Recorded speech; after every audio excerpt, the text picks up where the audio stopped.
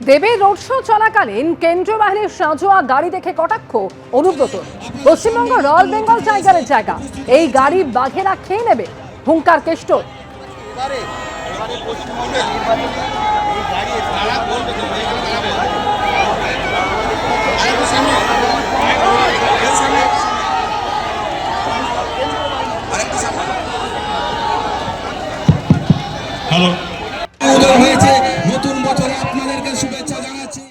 কি সব গাড়ি দেখলাম ইলাম বাজারে, সাজুয়া না ফাজুয়া গাড়ি, এ বাবার জীবনে দেখি নাই। হ্যাঁ, যুদ্ধ এখানে তো ধরো এক ছোটোখাটো ওই যুদ্ধ হতে পারে আমেরিকার সঙ্গে ইন্ডিয়ার, তার জন্য এনেছে বলে। পশ্চিমবাংলা হচ্ছে রয়্যাল বেঙ্গলের টাইগারের জায়গা। রয়্যাল বেঙ্গল টাইগার কী করে ঝাঁপাত হয় সেটা জানে। ওই তো বললাম রয়্যাল বেঙ্গল টাইগারের জায়গা, এসব গাড়ি ফাড়ি সব টাইগারে খেয়ে দেবে। 23শে এপ্রিল রাজ্যে প্রথম দফার ভোট, আর প্রথম দফার ভোটে থাকছে 40,928 জন পুলিশ। জেলায় জেলায় থাকছে 40,928 জন পুলিশ, এমনই খবর কমিশন সূত্রে। আর এর মধ্যে 637 জন ইন্সপেক্টর, 12,779 জন সাব ইন্সপেক্টর। প্রথম দফায় সব থেকে বেশি পুলিশ মোতায়েন থাকছে পশ্চিম মেদিনীপুরে, 3,299 জন পুলিশ। এছাড়া পুরুলিয়ায় থাকছে 2,827 জন পুলিশ কর্মী, মুর্শিদাবাদে 1,495 জন পুলিশ কর্মী, খবর কমিশন সূত্রে।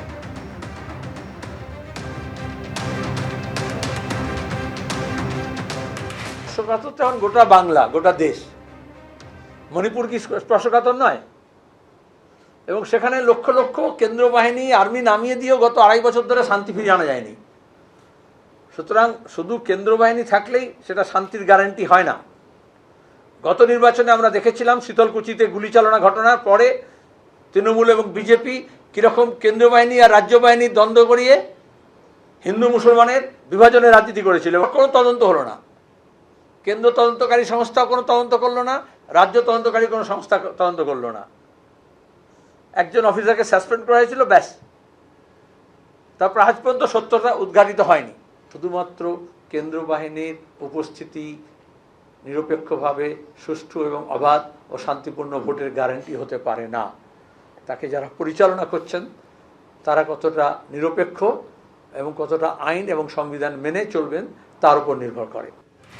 ভোটারদের মনে আস্থা জোগাতে উল্টোডাঙ্গার বাসন্তী কলোনিতে উত্তর কলকাতার ডিইও সঙ্গে কলকাতার পুলিশ কমিশনার কথা বলেন, স্থানীয়দের সঙ্গে দিলেন ফোন নাম্বারও।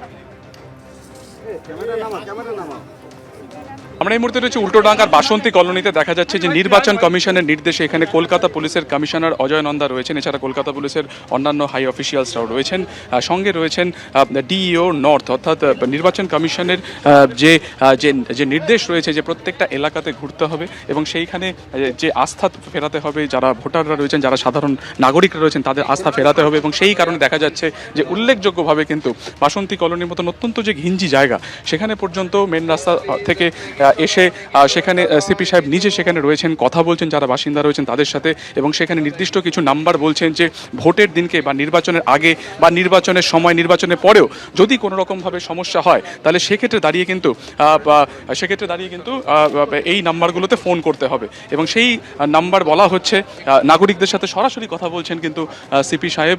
এবং দেখা যাচ্ছে যিনি ডিইও নর্থ রয়েছেন তিনিও কিন্তু একইভাবে কথা বলছেন। এবং এইভাবেই কিন্তু গোটা যে বস্তি এলাকা রয়েছে, এখানকার যারা বাসিন্দারা রয়েছেন তারা কিন্তু নিজেদের সমস্যার কথা বলছেন। এবং নির্বাচনের সময়, নির্বাচনের চলাকালীন বা তারপরেও কোনো সমস্যা হলে কোন নাম্বারে ফোন করা হবে সেটাও কিন্তু জানা যাচ্ছে। मैम क्या देख रहे हैं मैम? जी आप आ रहे हैं देख ये कॉन्फिडेंस बिल्डिंग है, लोगों से मिल रहे हैं। এই মুহূর্তে কনফিডেন্স বিল্ড আপের চেষ্টা করা যে ভোটারদের মধ্যে। ক্যামেরায় সন্দীপন গুপ্তের সঙ্গে সুকান্ত মুখোপাধ্যায়, এবিপি আনন্দ, কলকাতা। এবিপি আনন্দ, এগিয়ে থাকে, এগিয়ে রাখে।